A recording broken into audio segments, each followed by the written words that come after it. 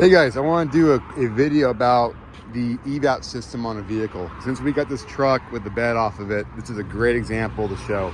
A lot of my technicians, I'll say overall technicians, they don't really understand the system behind this Evap system, okay? So when you get a large leak or small leak code, it could be a number of things that cause that issue. But one thing you gotta understand is that the Evap system is its own isolated system. I see sometimes technicians, they will find a loose breather hose that is on the engine that has nothing to do with this, and they will say, oh, that's the problem.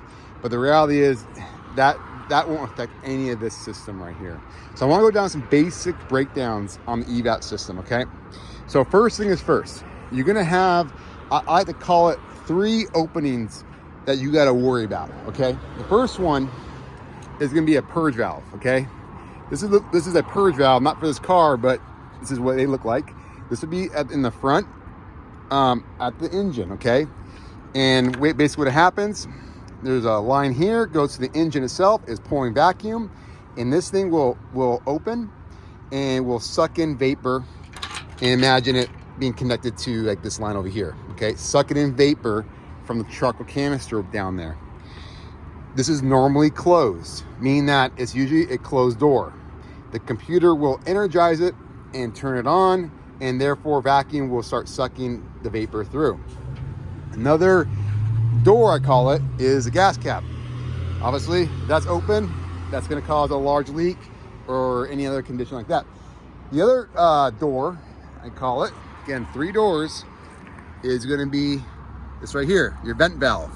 Your vent valve is normally open and it closes by the computer, okay? Here's like the actuator to close it. That's how that works. All right, now what monitors for a small or large leak? How does the computer know it's happening?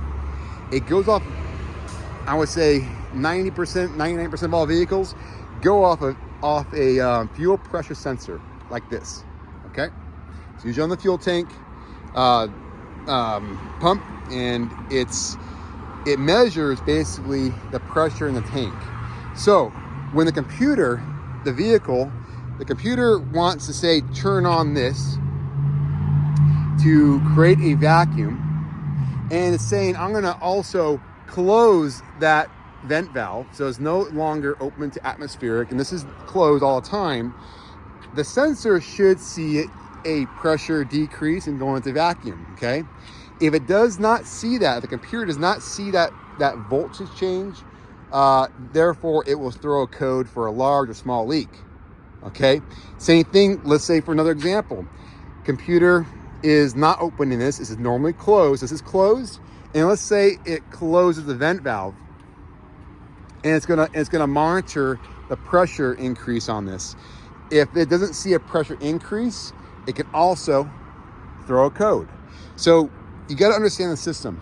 The system works off a fuel tank pressure sensor, okay? And there's only 3 areas, 1, 2, and again, the vent valve, 3, that are the open doors. Everything else could be suspect for a leak, but that's why you smoke the whole system with a smoke machine.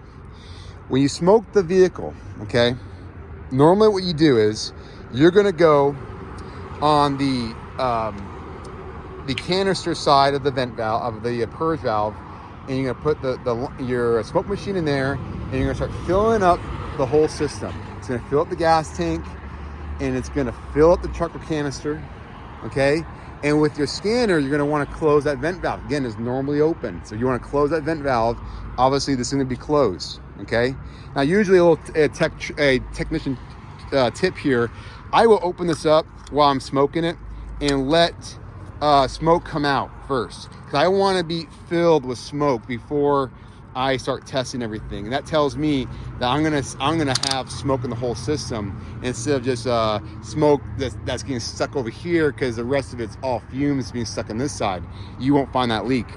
So I open that first and I close it. It's a little tip right there.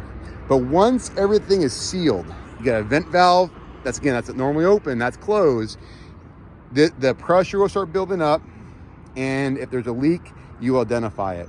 If there's no leak on it, Then again, you're going backwards a little bit. Is that vent valve working? Do I have a, is this cap always tight? Did the customer leave it loose? Is my sensor working? Is my purge valve working correctly? Is it sealing correctly? And that's a whole nother subject around that. But that's the overall system of an Evap system on almost every car, okay? Again, most cars have most cars have all these systems. Some might have a leak detection pump or call it eSIM. They have different things, but the majority of it is just this right here, okay? And people kind of forget what the charcoal canister does, and it's important to understand this. If you ever had trouble when you're gassing up, and when you're gassing up, it keeps popping, what happens is the vent valve is open.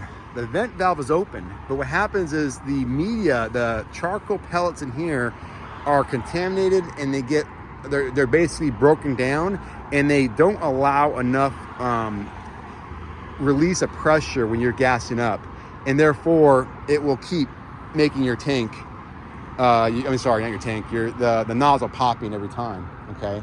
So it's usually a sign you have bad canister or the vent valve is not staying open. All right, guys, I hope this kind of helps. Little 6-minute tutorial. If you have any questions, let me know. Thank you.